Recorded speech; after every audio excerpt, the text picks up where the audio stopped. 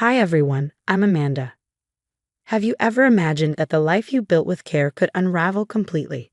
That's where my story begins, my friend. But before I dive into the madness, please like and subscribe to hear more about how I survived living with my husband's psychotic twin sister. What I'm about to share may sound unbelievable, but I promise, every word is true. 6 months ago, my life was perfect. I had a successful interior design studio, a gorgeous home, and a loving husband, Mark.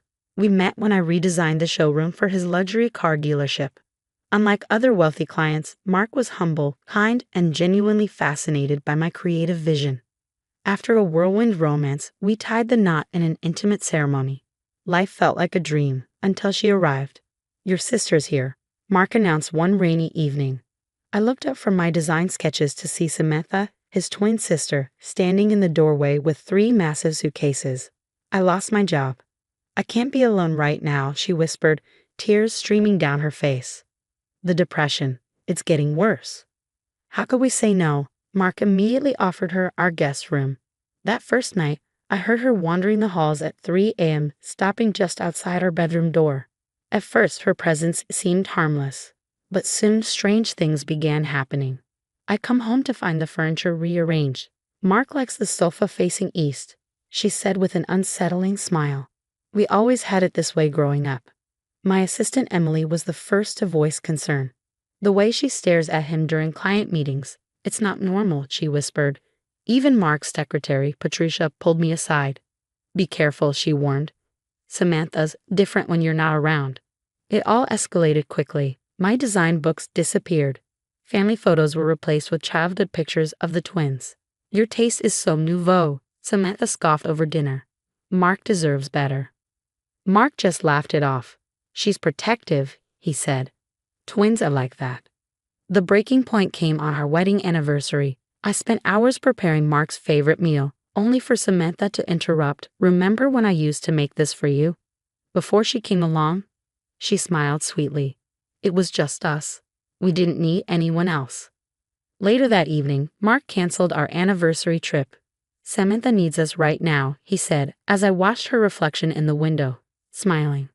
That night, I found her in my closet wearing my wedding veil. "He only married you because I wasn't there to stop it," she whispered, "but I'm here now."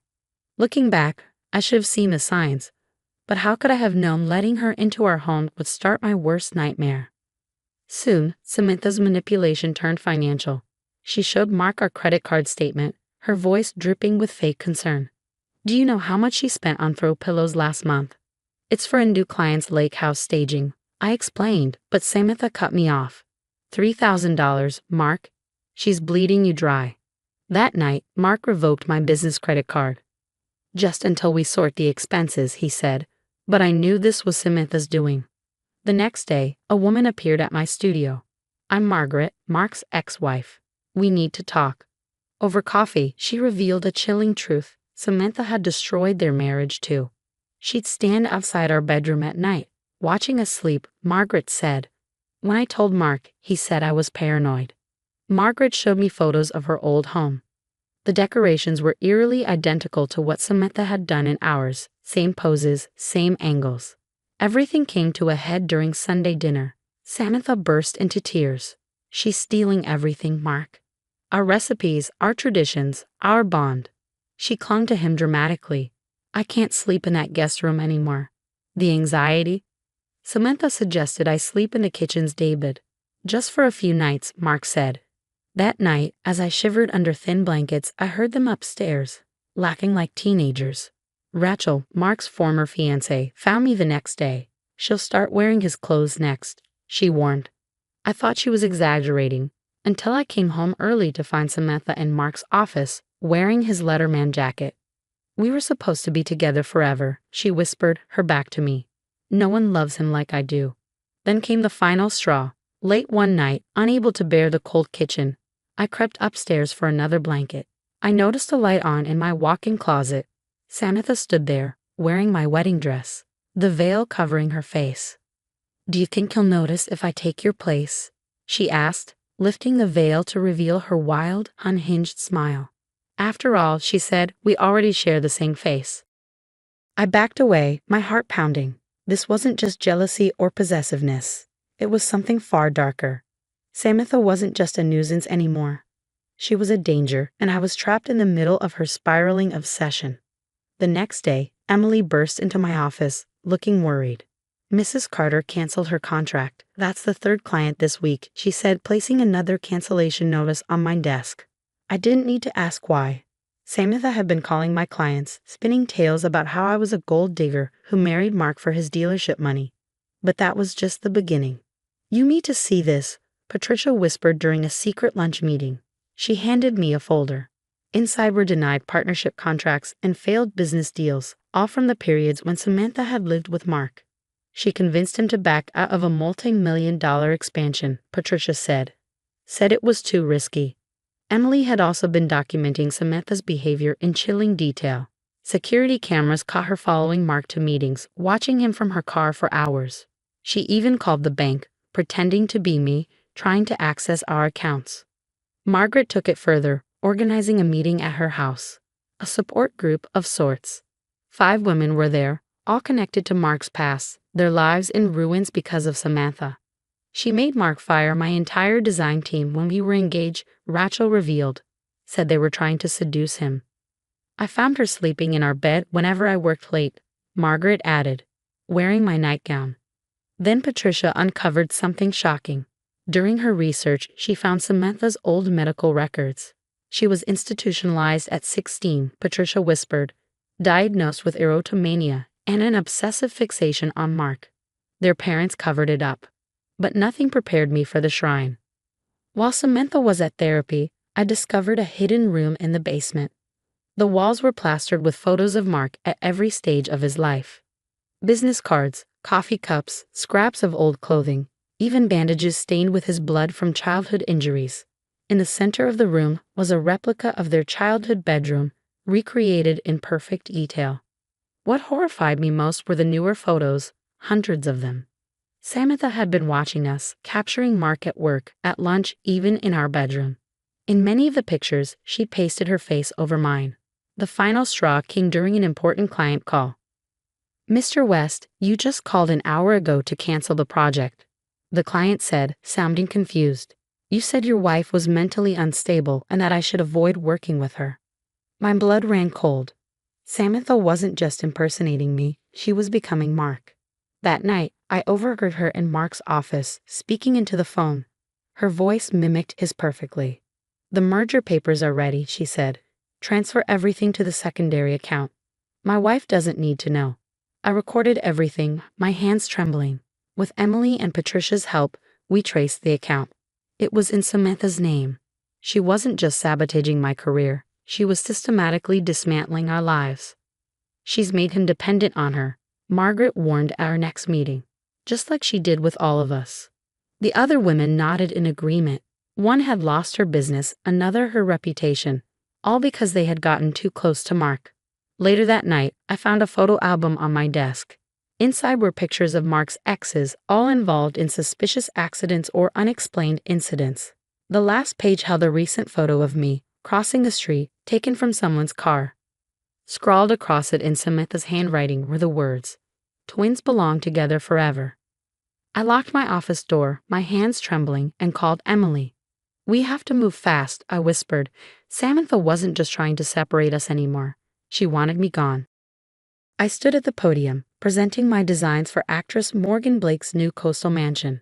The room buzzed with anticipation, packed with media, industry leaders, and potential clients. This was my moment, a chance to rebuild everything Samantha had tried to destroy.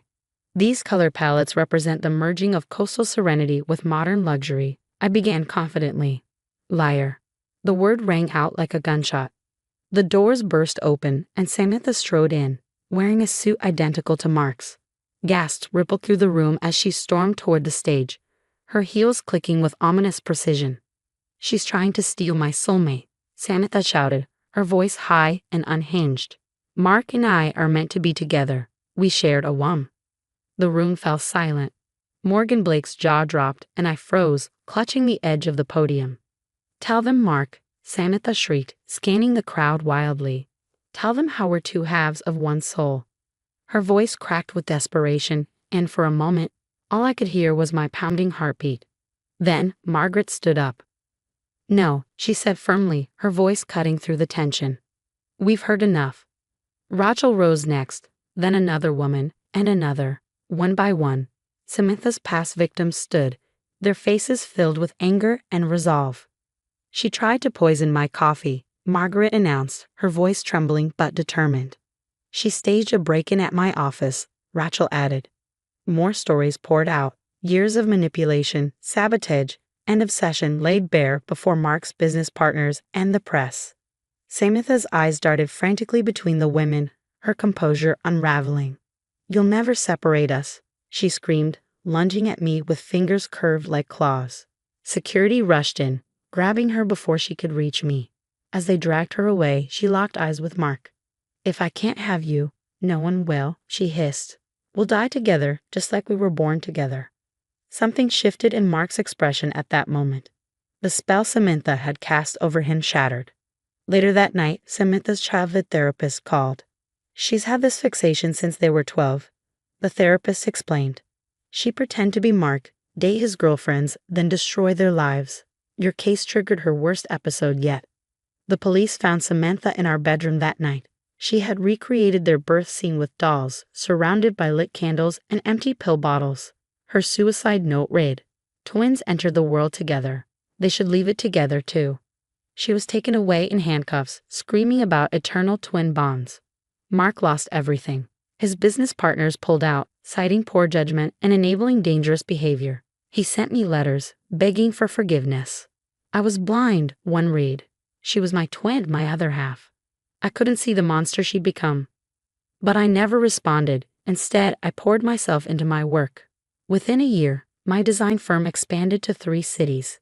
Magazine covers called me the Phoenix designer, risen from the ashes of tragedy. Today, as I cut the ribbon on my new design center, the crowd cheers. This is my story, a story of survival, rebuilding, and triumph over darkness. Emily nudges me. Look, she whispers, pointing across the street. A police car is parked there. Samantha sits in the back, on her way back to the institution after another failed competency hearing. She's still wearing clothes identical to Mark's, her lips moving silently. Our eyes meet through the window, and she presses her hand against the glass. I can't hear her, but I don't need to. I know she's still living in her twisted fantasy. This morning, Mark sent roses with a note. I miss us. Please come home. I dropped them in the trash. Some bonds, once broken, should stay that way. Some homes, once poisoned, can never be lived in again. The ribbon falls, cameras flash, and I smile, knowing I'm finally free of the twin who tried to erase me. They say twins share everything. But some things, sanity, love, and freedom, are meant to be individual. I learned that the hard way. What would you do if you discovered your spouse's twin was recreating your wedding photos and wearing your clothes? Would you confront them immediately, gather evidence, or run for your life? Share your thoughts in the comments below.